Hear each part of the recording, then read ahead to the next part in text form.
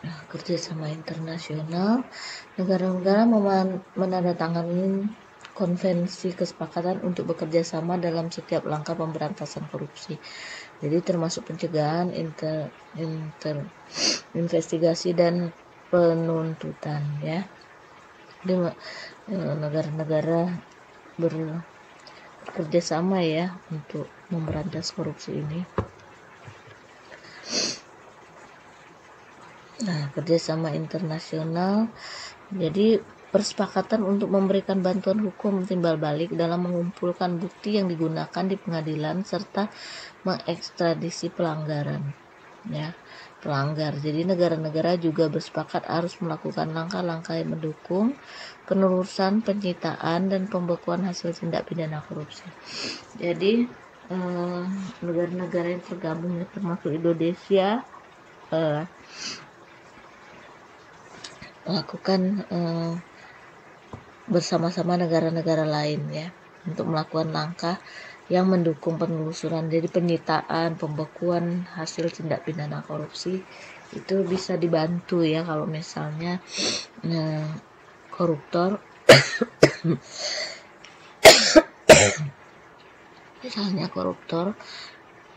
melakukan penyimpanan uang misalnya di luar negeri, ya. Tapi Indonesia tidak melakukan Singapura yang tidak melakukan kerjasama, ya. Di Indonesia itu tidak ada, makanya banyak orang-orang koruptor Indonesia itu lari ke Singapura.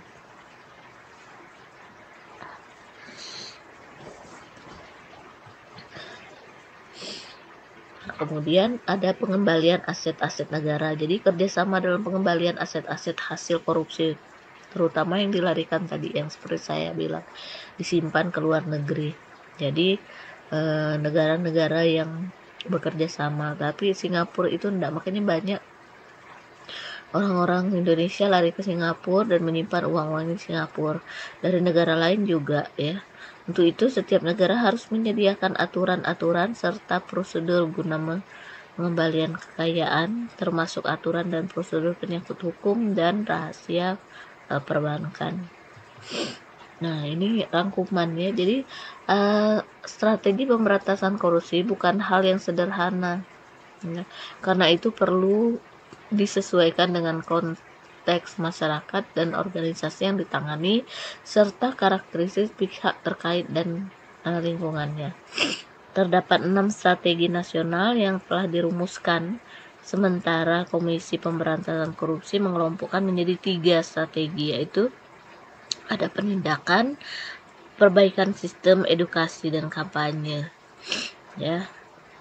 Jadi penindakan, ditangkap, diperiksa, kemudian nanti didakwa, lalu nanti dipenjarakan.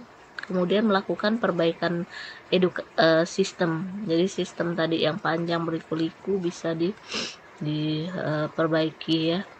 Kemudian adanya edukasi dan kampanye terhadap korupsi, sehingga terciptalah nanti orang-orang yang berjiwa anti korupsi. Kemudian upaya penindakan merupakan upaya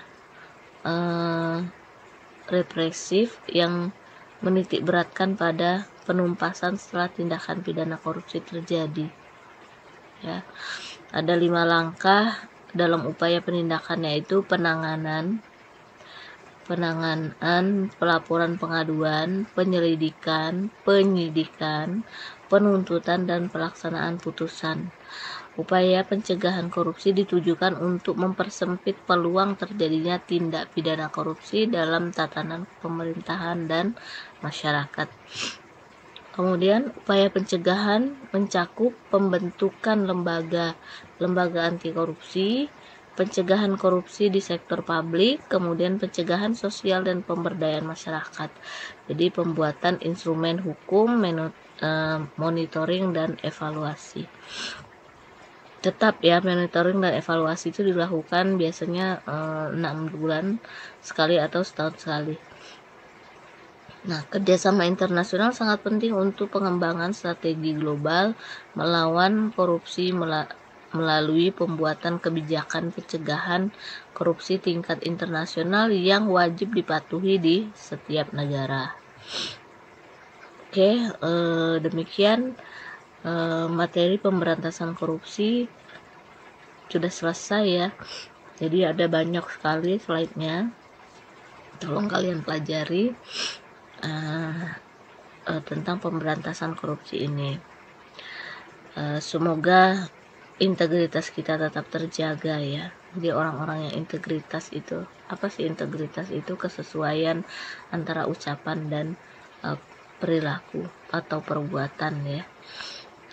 Semoga kalian menjadi mahasiswa yang kelak akan tertanam dalam diri kalian anti korupsi. Terima kasih, mohon maaf atas segala kekurangan.